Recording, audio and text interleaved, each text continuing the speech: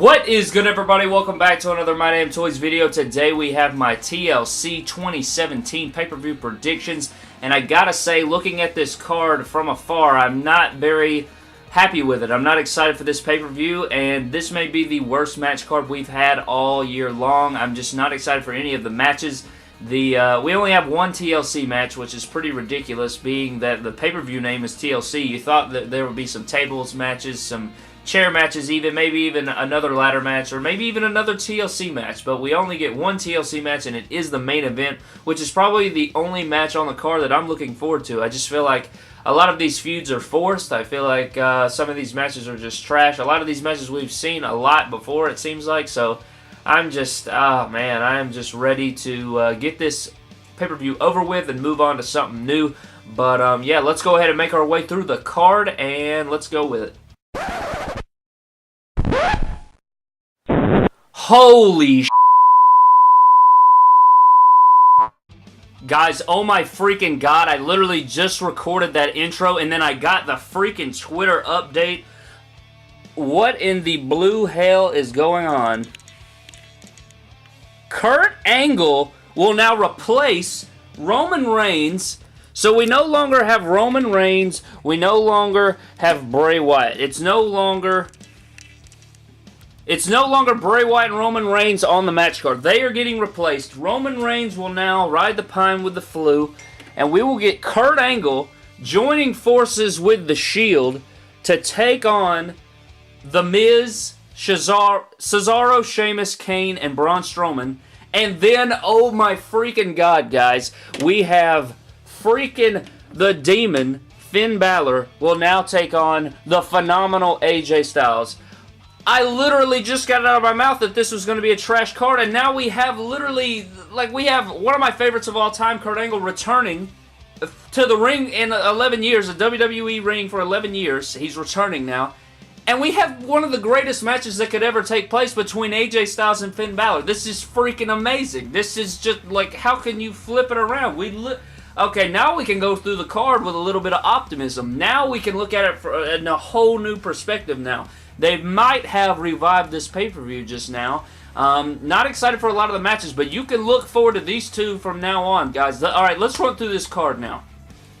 Up first, we have Sasha Banks taking on Alicia Fox, and this is one of those matches that I'm not very interested in, guys. We have, I feel like they fought a lot over the past, few months, and I'm just very sick of this. I don't even know why they're wrestling each other. I feel like this is just, one of those filler matches that's just there to be there, whatever. Sasha Banks is definitely going to pick up the win here. I'm glad to see Alicia Fox at least doing something, but I don't know, man. Just not interested in it, but moving on to the next match. Up next, we have Asuka making her main roster debut. So very excited to see her finally debut on the main roster. I feel like it's way overdue. She is definitely going to be crushing Emma in this match right here. Definitely going with Asuka to pick up the win. I hate that they're just going to feed Emma to her, but, it is what it is. Somebody's got to fill the role. So I'm definitely going with Asuka here. I'm sure it'll be somewhat of a squash match, which is pretty terrible, but, you got to keep your undefeated, dominant Asuka looking very strong. So I'm going with Asuka to pick up the easy victory.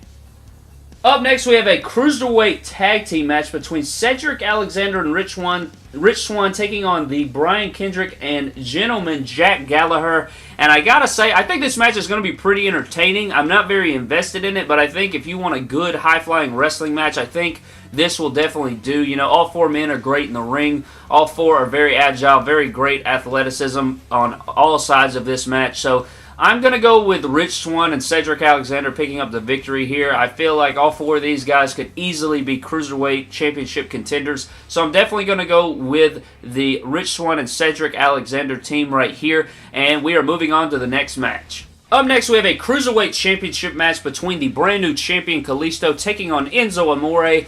And I think that Kalisto is going to retain this time. I think that, I don't know what they're going to do with Enzo going forward, but they did give Kalisto his own custom side plates, and they did not with Enzo. So putting those facts together, I think I'm going to go with Kalisto. I think that I'm not a very big fan of Enzo Amore. I love Kalisto in the ring. I think he's amazing in the ring. So I'm going to go with Kalisto. I actually am a fan of his. So I'm hoping he picks up the win here. But I wouldn't be surprised if they put it on Enzo. But I'm actually going to go with Kalisto getting the retain. Up next, we have a Raw Women's Championship match between Alexa Bliss and Mickie James. So excited to see Mickie James getting her title opportunity here, but I think it's going to come up short this time. I don't see her taking the title off of Alexa Bliss right now. I think that Alexa Bliss will be retaining. I think this match should be pretty solid. Both women are good in the ring, in my opinion. A lot of people, I don't know why, they say that Alexa Bliss just isn't good or whatever, but I think that she is amazing in the ring. I think she's good on the mic. And, of course, she can get better, but I am actually a fan, and I think that she will be retaining her title at TLC.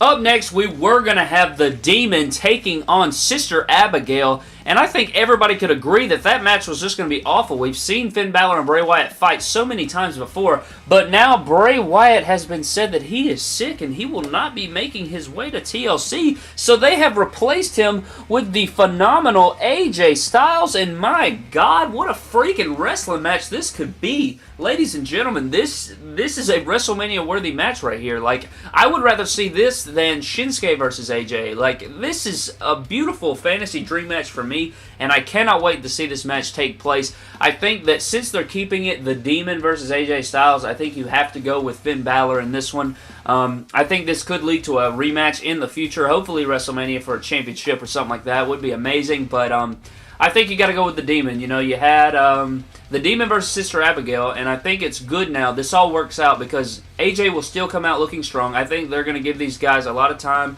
They can beat the hell out of each other, show them what they can do in the ring, and then you will still have the Demon prevail, which keeps the Demon looking strong. And this looks better for Bray Wyatt because he doesn't have to wrestle Finn Balor again, and he doesn't have to have Sister Abigail lose in its debut. So maybe he can go fight Elias Sampson or something with that gimmick and win, you know, keeping that strong or whatever. But I am just freaking so excited for this match. This is definitely the most hyped match I'm looking forward to. I know the main event could be amazing, but this right here, ladies and gentlemen, this is going to be a freaking slobber knocker, as JR would say. So I'm so excited, but I am going with Finn Balor to pick up the win.